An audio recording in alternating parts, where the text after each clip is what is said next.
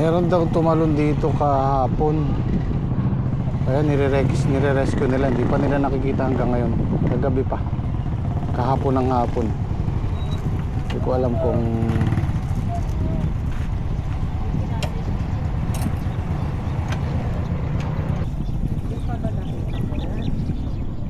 hindi pa siguro eh. Andyan sa baba na nakita yung damit. Hindi ko nga alam eh. Parang Dito lang daw sa tulay, sa mismong tulay na. Oo. Malamang di pa.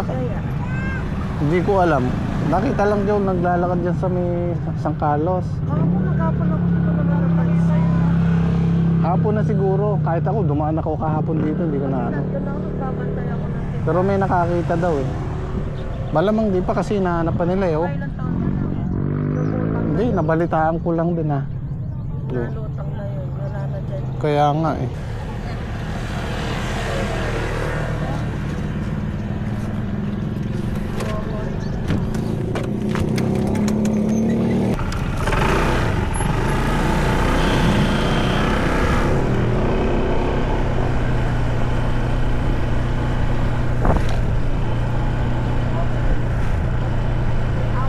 Kahapon ng hapon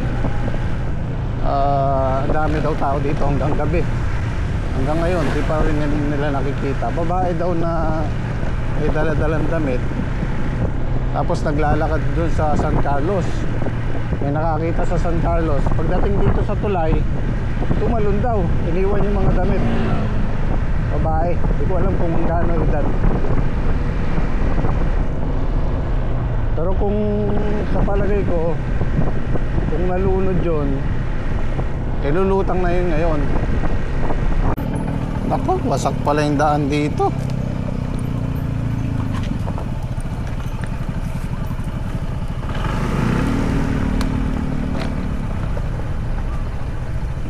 Buo pa naman yung gate dito.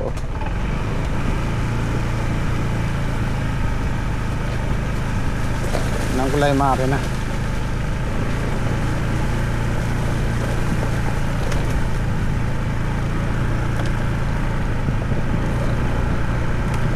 Napanood ko yung vlog ni paring Reggie. Silang dalawa ni parang Denden dito. Di sila pumasok sa bahay. Narinig ko yung pinto kumalabog sa taas. Takbo silang dalawa eh. Wala naman na ikang tao. Dito yung makina.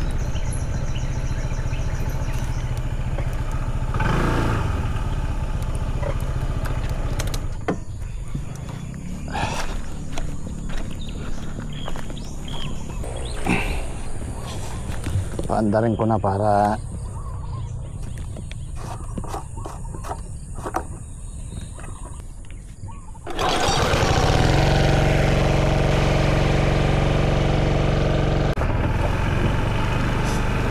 sirahin daan dito.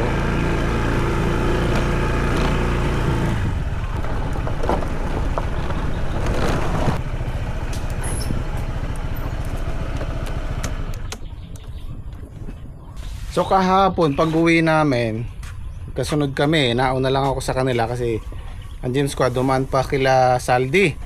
Nakita pala nila yung babae. Nag-iisa lang doon to. Hindi namin sukat ka lang gagano. Mga anong oras yun? Mga 6:30 po to. 6:30. Nakarating po kami sa bahay. Madilim na. 6:40 eh. Siguro katalikod lang din po namin to. Saka siya... Anong ginagawa niya? Nakaupo lang siya to. Sa tulay? Nakaupo sa ila. Di ba yung dalawang yung step po bago makakit sa may ibaba? Oo. Ando siya sa pinakailalim. Inaayos niya yung sa may balanggot na nakalatag na yun. Damit. Damit, jacket, Mga gaano edad ng babae? sandals niya. Mga kaedad ko lang po siguro. Nako. Po, sa 24-25. Bata pa po. Wawa naman, ano kaya problema? Matangkad na babae din po, tapos mapormasin tangkad po ni Bapa ngayon. Taga ano daw eh, Luyos daw eh. Luyos ba? Opo. Nung hapon daw, O kaya nga. nung hapon daw po nakita sa ano yon, San Carlos, oo. Lalakad. Nakapost sa Facebook yata eh. Opo, nakapost po sa Facebook. Wala pa kayang kamag-anak na lumilitaw. Kaya nga nasa bayan nga po ako kagabi, kaya nung nakita kong may nagpakamatay daw po sa dito nga po. Nagulat po ako kasi kitang kilala namin damit eh. Hindi nyo alam na siya. Hindi po namin alam siya na Sayang. Kinilabutan nga po, takot po ako. Kasi ang suspecha ko kung nalunod man yon, tulutang na ngayong maga yun. Oo, yeah. Mamagana yun. Tapos, o kung hindi man, tinangay ng agos nyo. Kasi umaagos yung ilog kahit dahan-dahan eh. Wala na dun sa ano yun. Eh, naayos ka kasi kagabi yun niya. May naayos po siya kagabi to. Pero yung damit niya naiwan daw dun, di ba? Ang suot niya po, dami yung suot niya po ba, nakita lang yung kagabi, gray. Tapos yung inaayos siyang damit, kulay Yung panjaman niya kulay itim. Kulay itim yung panjaman niya, tapos iba pa yung damit na inaayos niya po, tapos balanggot. Tapos yung sandals. O nga, yung damit daw iniwan niya sa ano, di ba? Opo. Pati po yung jacket na suot niya, Ang dami, iniwan niya rin. ang dami daw tao diyan hanggang gabi. Oo, yeah. Kagabi po. Kagabi pa yan. Nakapost pa yan. Hanggang ngayon, hinahanap pa rin nila, no? Siguro Makikita. siguro nandun na yung kamag-anak niya. Makita po yun, nasa San Mateo siguro. Malamang, kasi tinangay na ng agos yun eh. Kahit bagya-bagya lang. Oo. Kaya po ni Papa ngayon, kung alam ko lang kay hinila ko yung babae na eh. Eh, hindi natin alam, siyempre. Yan, condolence po sa mga kamag-anak. Sana buhay pa. Buhay pa kaya? Sana nga po, para baka Oo, sana pagsimula buhay po pa. siya ng panibagong buhay.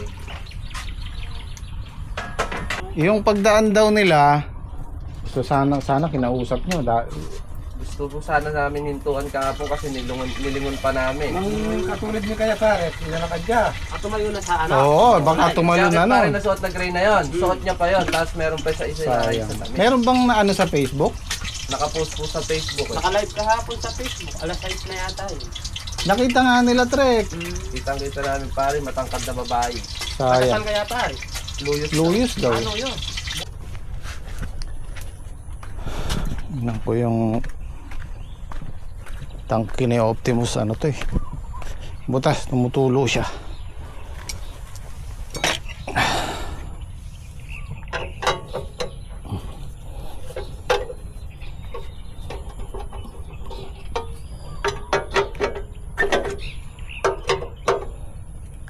Ay.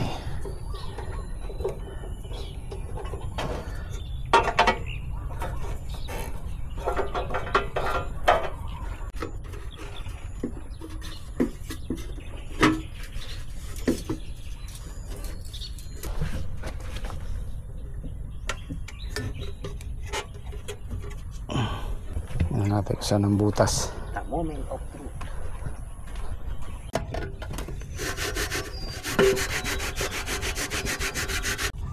Yan, kinain ng kalawang.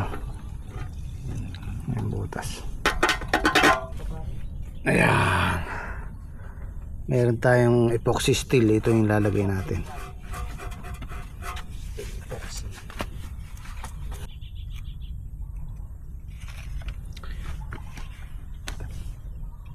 Diin mo, Trek, sa loob yan para pumasok sa loob. Sige, timid mo pa. Yan.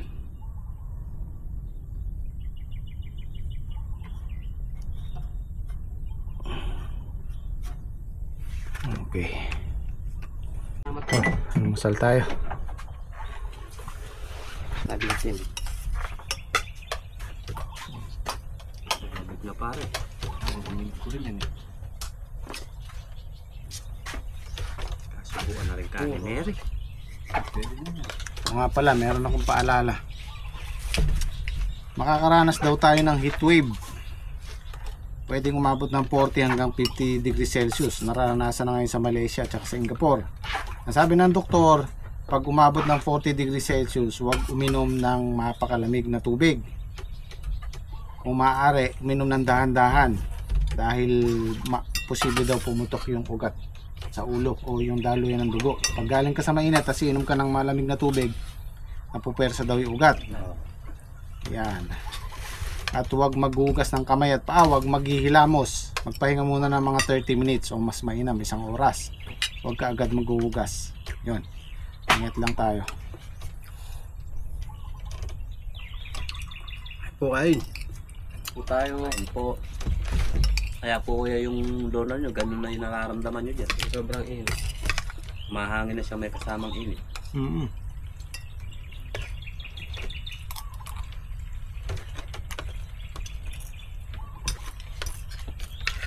galing kayo sa init, huwag muna kayo inom ng tubig na malamig.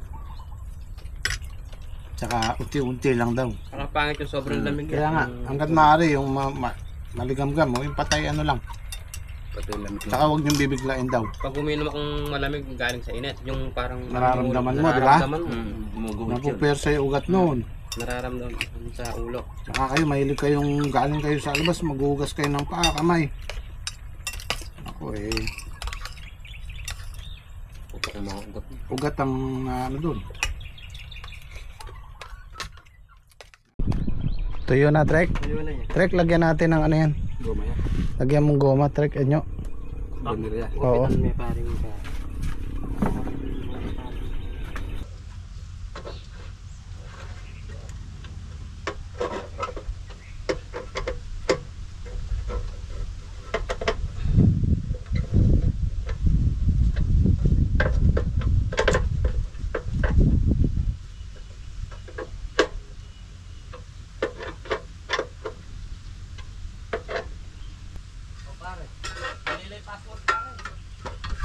Ikaw may balo na eh. Kilala na. Lagyan nyo muna para tumulo bago natin buuin. Ano nyo? Tumulo. May tulo. Tumulo saan yung ano natin? Meron tayong ayun. Yes, mataas.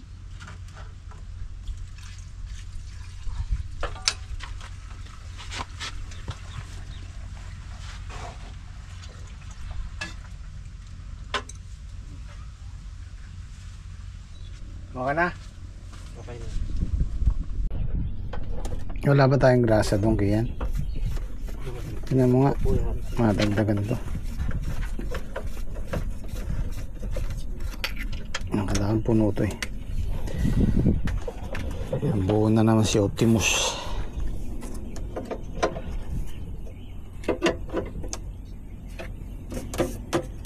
Optimus.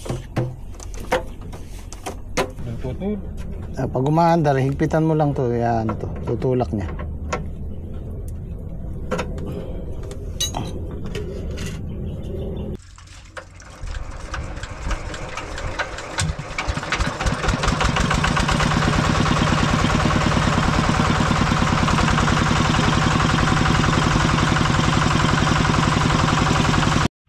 Sa pare, tapos ng kabila, hindi pa.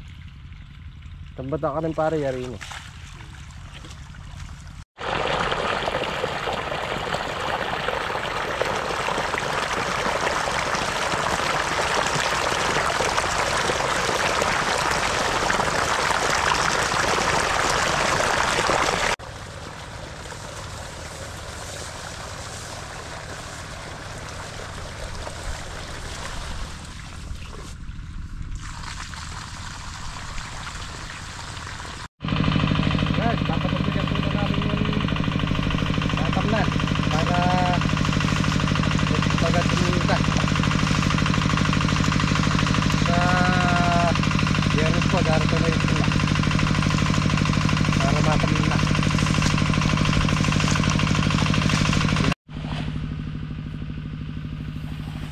Wala po, mapasa po rin ating tatamnan ng grafted dahil matagal po siyang tubigan. Tuyo. Baka hanggang bukas pa po yung tubig na ito. Ano ba lagay? Ayos na pa. Masapa rito, no?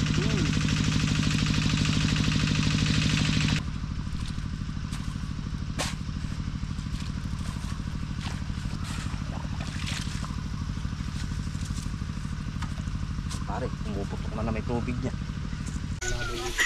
So ito na po yung batang tumalon sa sa ilog.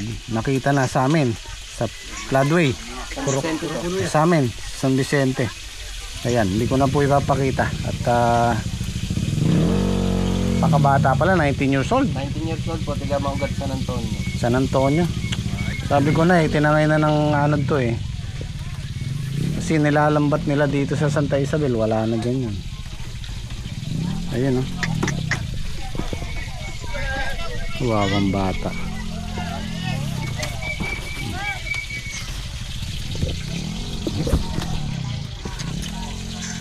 Ayan, oh. Nakasand. Kasandong itim to. Sando na lang, oh. Lubad fighter yung jacket niya. Dalawa yung... Maroon yung jacket na kagabi pare. Ha? Maroon. Kulay gray. May hood. Gray yung... Ay pala, suot niya, gray pala, gray. Na may hood. Ayan o, ito yung suot niya. Panjama. Tapos yung sandals niya, yung lubad niya.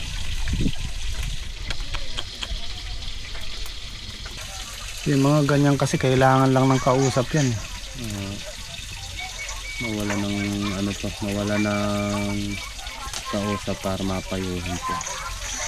Kasi nakita daw nila Henyo, nilakihan sa tulay, nakaupo doon na parang Talagang nakaupo sa to.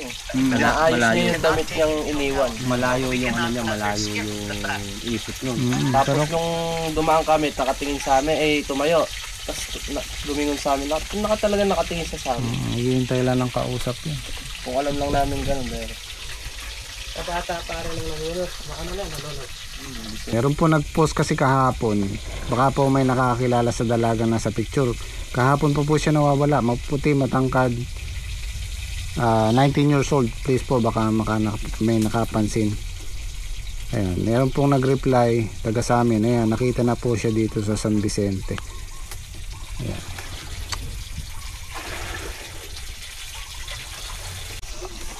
Taga San Antonio pala siya.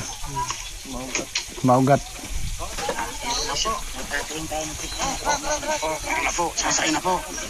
Sarsadong tilapia.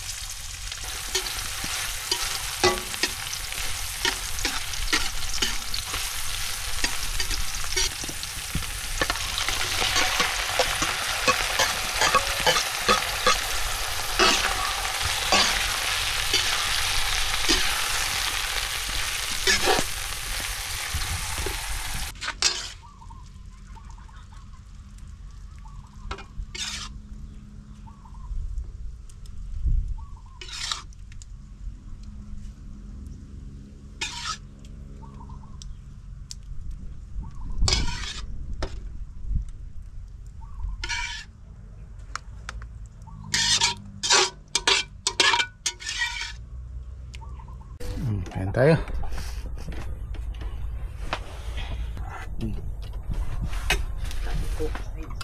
Ayan po tayo.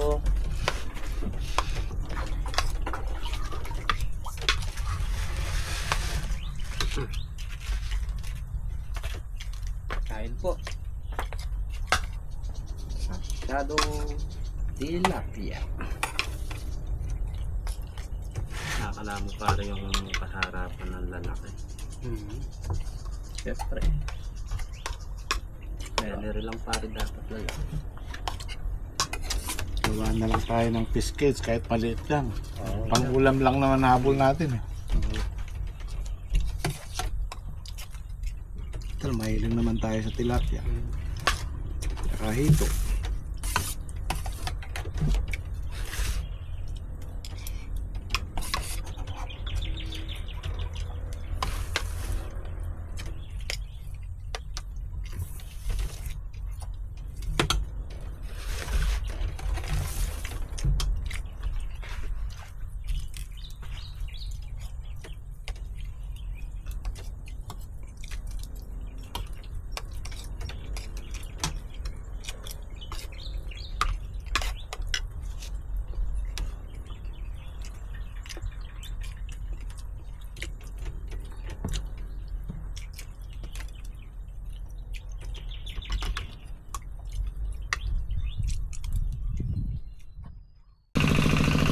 Medyo natagalan tayo sa pagpapatubig dito dahil sobrang tuyo. Abutin tayo ng 2 days. Ayun, tapos na yung kay Saldi. Dito naman bukas. Buti na lang nakakuha tayo ng panibagong pagkukunan ng tubig doon sa fish pond. Eh kung hindi, hintayin pa namin yung bago matapos. Eh paparating na yung punla natin. So hanggang bukas siguro ito. Bukas maghapon, alanganin pa rin to bukas sa maghapon. Ay pwede na. Tapos na yung ampalaya bukas. pwede na namin pagsalubungin to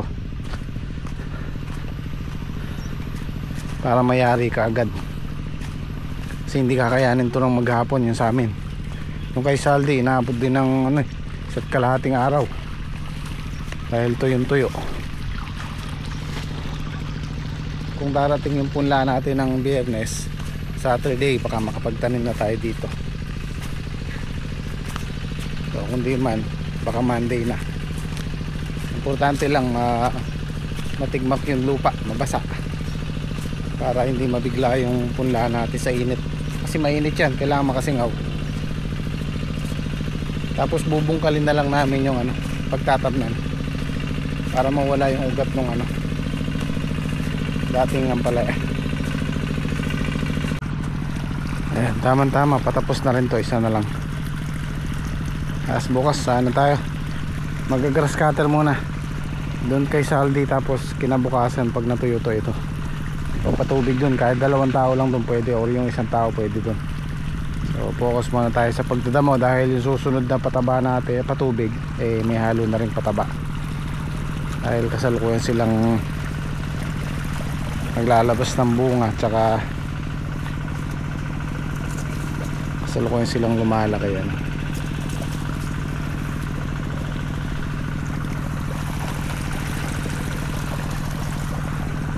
At nga pala, mayroong mga nagsasuggest sa akin na ba't daw hindi kami gumamit ng solar pump. Ayos naman po yan, maganda naman po yan, mas malaking tipid. Kaya lang sa aming re-renta lang po ng lupa, hindi po advisable yun, kasi may presyo din po yun, malaki din po ang budget nun. At dito sa pagre-renta natin, isang taon ng kontrata, pag po umayaw yung may-ari, obligado tayong baklasin lahat yung mga gamit natin dyan. So kung sarili natin yung lupa, meron kang palayan 5 hektarya o 2 hektarya pataas, pwede po yun, magandang pondar po yun, dahil hindi ka nagagamit ng diesel. Pero kung sa aming mga low budget lang po, hindi po ganun ka-advisable para sa amin, kasi ang pagpapatubig hindi po kasi kagaya ng palay ang pagpapatubig sa gulay. Ang palay po kasi talagang yung buong lupa patutubigan mo. Etong gulay, yan lang po yan lang po, yung tudling lang ang patutubigan natin. At saka hindi po siya, kasi sa palay kailangan puno yan. Kung 5 hektarya yan, lahat yan puno. Yan po ang gusto ng palay, nakalubog sila sa tubig. Yung gulay po, sakto lang mabasa yan, okay na. So mas pa rin sa akin yung hindi naman ganun kalaki yung gastos natin sa diesel, dahil pag nagpapatubig tayo twice a week lang, lalo na pagka medyo ngayon tag-araw, twice a week. Pero pagdating ng medyo nag-uulan na, madalang tayong gumamit ng patubig. Ngayon lang yung tag-araw na to. Kung hindi ako nagkakamali, 100,000 yung presyo nun. Tapos isi-set up nila kung paalisin tayo. Di ba? Yung 100k na papagawa natin, pwede na natin i-reclaim ng panibagong lupa. Kaya nyo guys, pag nakabili ko ng 2 hektarya, kailan kaya yun hindi masamang mangarap, baka sakali. Okay na, pwede natin pagsalubungin yung makina bukas para mabilis. Kahit ako na lang magpapatubig sila, mag-grass cutter sila dito. Trek, okay na Trek. Okay, mabilis na lang to. Ayan, lamig ng tubig oh. Naalala ko yan sa San Carlos, kumuha kami sa sapa din. Ganyan, malabo, medyo malabo. Tapos maraming nabubulok na dahon. Napakaganda sa halaman. Ayan, kumbaga meron na tayong pabaong pataba dyan.